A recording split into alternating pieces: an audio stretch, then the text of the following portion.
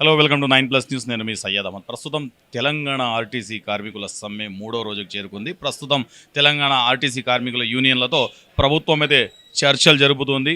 ఇప్పటి వరకు కూడా చర్చలు జరుగుతూనే ఉన్నాయి. అసలు ఏం చర్చలు జరుగుతున్నాయి, అసలు ఏంటి ఈ ఆర్టీసీ కార్మికుల యొక్క డిమాండ్స్ అనేటివి ఇప్పుడు ఆర్టీసీ కార్మికులతో అడిగి తెలుసుకుందాం. అన్న నమస్తే, చెప్పండి. అసలు ఈ సమ్మె మీరు 3 రోజులుగా చేస్తున్నారు. అసలు మీ డిమాండ్స్ ఏంటి, ప్రభుత్వానికి మీరు ఏం కోరదలుచుకుంటున్నారు?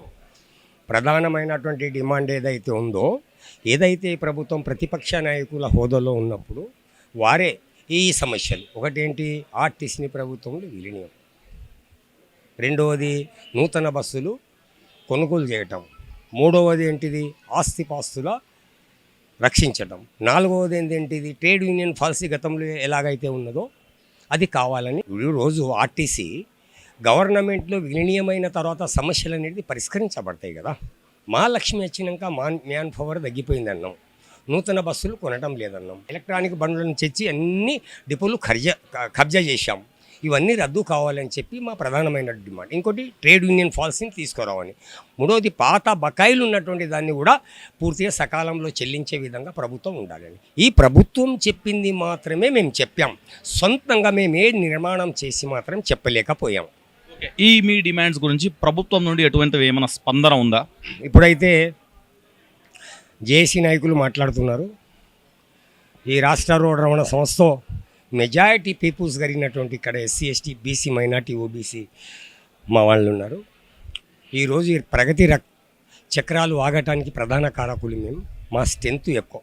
ట్రాన్స్పోర్ట్ మినిస్టర్ ఓహెచ్డి కూడా నేను మెయిల్ పెట్టడం జరిగింది. అన్న మీరు చెప్పండి, ఇప్పుడు ఆర్టీసీ కార్మికుల సమ్మె వల్ల ప్రజలు చాలా ఇబ్బంది పడుతున్నారు. ఉన్న పళ్ళంగా సమ్మె చేయడం వల్ల జర్నీ చేయడానికి చాలా ఇబ్బంది అవుతుందని కొంతమంది ప్రజలు అయితే నిజంగా తీవ్రంగా వాపోతున్నారు. సో దాని గురించి మీరేమంటారు? ఓకే, చక్కటి క్వశ్చన్ మీది.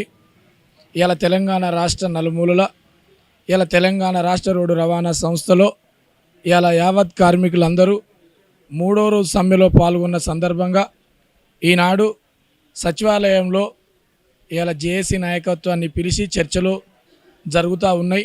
ఇంతకంటే ముందు 3 రోజులు జరుగుతున్న సమ్మెకు కారకులు ఎవరు, సమ్మె చేయాల్సిన పరిస్థితి ఎందుకు వచ్చింది, సమ్మెను ఎవరు ప్రేరణ చేస్తూ ఉన్నారనే అంశాలను మాకంటే ఎక్కువ మీడియా ద్వారా మీకే ఎక్కువ తెలుసు కనుక కాంగ్రెస్ పార్టీ గద్దెనెక్కక ముందుకు కాంగ్రెస్ పార్టీ మేనిఫెస్టోలో ఏ అంశాలైతే పెట్టిందో అంశాలను కోరుకున్నది మేం కాదు. స్వయంగా కాంగ్రెస్ పార్టీ ప్రభుత్వం ఫామ్ చేస్తే, ప్రభుత్వంలోకి వస్తే ఇక ఈ అంశాలన్నీ పరిశీలన చేస్తాం, పరిశీలనతో పాటు పరిష్కరిస్తామని నోటి ద్వారా కాకుండా మేనిఫెస్టోని విడుదల చేసినటువంటి కార్యక్రమాలు కాంగ్రెస్ పార్టీ తీసుకుంది. మరి బాధ్యత మీది కదా. మీ మేనిఫెస్టోని చూసి ఆర్టీసీ కార్మికులు నమ్మి మీరు మేనిఫెస్టోలో పెట్టిన అన్ని కార్మిక పక్షానే ఉన్నాయని భావించి మేమే కాకుండా మా కుటుంబ సభ్యులతోని, మా బంధుమిత్రులతోని, మా స్నేహితులతోని లేదా మా బస్సులో ప్రయాణం చేస్తున్నటువంటి ప్రయాణికులందరినీ కూడా చైతన్యవంతుల్ని చేసి ఓటును కాంగ్రెస్ పార్టీ వైపుకు మళ్లించినటువంటి చరిత్ర ఈ తెలంగాణ రాష్ట్ర రోడ్డు రవాణా సంస్థ కార్మికుల చరిత్ర. అందుకు ఆర్టీసీ డ్రైవరు కండక్టరు చెప్పినటువంటి మాటలు నిన్న ప్రయాణికులు కూడా ఆర్టీసీ కార్మికులు ఏది చెప్తే అది నిజమే ఉంటుందని భావించి ఓటేసి కాంగ్రెస్ పార్టీని గద్దెనెక్కించిన తర్వాత ఇలా 2.5 సంవత్సరాలు పూర్తయినా మీరు ప్రవేశపెట్టిన మేనిఫెస్టోకే దిక్కులేనప్పుడు ఇక్కడ ఉన్నటువంటి నాయకత్వాలు కూడా మీకు ఎన్నో సందర్భంలో మీ దృష్టికి తీసుకొచ్చి ఇన్ని సమస్యలు ఉన్నాయి, ఇన్ని అంశాలు ఉన్నాయి, వీటిని పరిశీలన చేయండి, ఇవి న్యాయం చేయండి, ఈ న్యాయమైనటువంటి కోరికలను మీ దృష్టికి ఎన్నిసార్లు ఎన్ని దఫాలు తీసుకొచ్చినా మీరు పెడచెవిన పెట్టిన తర్వాత మరో పోరాటానికి సిద్ధమై దీనికి సుమారు 42 రోజుల ప్రక్రియ కంప్లీట్ అయ్యి లేబర్ కమిషనర్ దృష్టికి తీసుకెళ్ళి 3 సార్లు రివ్యూ పెట్టినా యాజమాన్యం రాకపోవడమే 21వ తారీఖు అర్ధరాత్రి నుండి సమ్మెలోకి పోతామని పిలుపునిచ్చి ఇలా రాష్ట్ర ఆర్టీసీ కార్మికులందరినీ మమేకం చేస్తూ డిపోలో ప్రతి కార్మికుడు సైనిక నిలబడి సంఘాలు లేవని చెప్పిన కేసీఆర్ గారు నోటి మాటతో చెప్పినా ఇలా సంఘాలు లేవన్నా కూడా భయపడకుండా సంఘటితమై విరోచిత పోరాటంలో ముందుండి నిలబడ్డటువంటి చరిత్ర ఇలా ఆర్టీసీ కార్మికులకే దక్కింది అనేది కూడా మేము సగర్వంగా మీ మీడియా ద్వారా తెలియజేస్తూ ఉన్నాం. తెలంగాణ రాష్ట్ర ప్రభుత్వము మీ డిమాండ్స్ అన్నీ ఓకే చేసి ఎవరైతే శంకర్ గౌడ్ అనే వ్యక్తి సూసైడ్ చేసుకున్నారో అతనికి అన్యాయం చేస్తే ఏంటి పరిస్థితి నెక్స్ట్? అతనికి అన్యాయం కనుక చేసి వాళ్ళు అదే ఆలోచనలు ఉంటే మరో పోరాటానికైనా సిద్ధంగా ఉన్నది ఇవాళ ఆర్టీసీ కార్మిక విభాగం అని కూడా మీ ద్వారా తెలియజేస్తూ ఉన్నాం. అదే కాక ఒక్కరోజు జీతాన్ని కూడా ఆ కుటుంబానికి త్యాగం చేయాలని కూడా సంసిద్ధంగా అయినాం. యాజమాన్యమే చొరవ తీసుకొని యాజమాన్యమే అవసరమైతే ఒకరోజు జీతాన్ని కూడా కేటాయించి ఆ కుటుంబానికి చెల్లించే విధంగా అటు ప్రభుత్వం ఇటు యాజమాన్యం కూడా తీసుకొని ఆ శంకర్ గౌడ్ కుటుంబానికి చెల్లించాలని డిమాండ్ చేస్తూ ఉన్నాం, రిక్వెస్ట్ చేస్తూ ఉన్నాం. మేము ఇది ప్రభుత్వం ఇచ్చిన హామీలు 5, ఆ హామీలు 5టినే ఇంప్లిమెంట్ చేయమని అడుగుతా ఉన్నాం. మా జేఏసీ నాయకులు పెట్టిన హామీలు 32 నుంచి ఈ రోజుకు అది 33కు పెరిగింది. అది మా జేఏసీ నాయకులు కూడా గుర్తించాలి.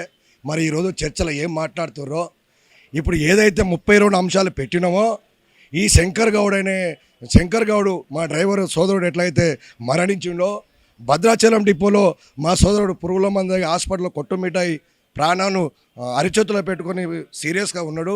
అలాగే ఇంకో 2 డిపోలో కూడా మా కార్మికులు సీరియస్గానే ఉన్నారు. కాబట్టి ఈ 32 నుంచి 33 అంశాలకు వెళ్ళింది. ఫస్ట్ మా జేఏసీ నాయకులు చర్చ చేయవలసిన అంశం ఏమిటంటే ఈ 32 తర్వాత ఈ 33వ అంశం మీదనే చర్చ జరగాలి. ఈ కుటుంబాలకు ఉద్యోగాలు ఇస్తూ వాళ్ళ బెనిఫిట్స్ ఏమొస్తా బెనిఫిట్స్ ఇస్తూ వాళ్ళ ప్రాణ నష్టానికి ఈ ప్రభుత్వం తరపున ఏమి ఇప్పిస్తూ ఉన్నారు, అది ప్రధానమైన అంశం. ఒకవేళ అంశం మీద చర్చ జరగకుండా వీళ్ళు కాలయాపన చేస్తే రేపు పొద్దున మా జేఏసీ నాయకులను కూడా వ్యతిరేకించి ఇదే సమ్మెలో కొనసాగడానికి మేము సిద్ధంగా ఉన్నాం. ఈ రోజున మాట్లాడాలంటే ఈ ఎవరైతే ఈ మన శంకరు గౌడ్ ఉన్నారో మా సోదరుడు, ఆయన ఆత్మహత్య చేసుకోలేదండి. ఈ ప్రభుత్వం హత్య చేసింది, మా యజమాన్యం హత్య చేసింది, అక్కడ ఉన్న నర్సంపేట డిపో డిఎం హత్య చేసిండు. వాళ్ళు హత్య చేస్తేనే మా సోదరుడు ఈరోజు బలిదానం కావడం జరిగింది.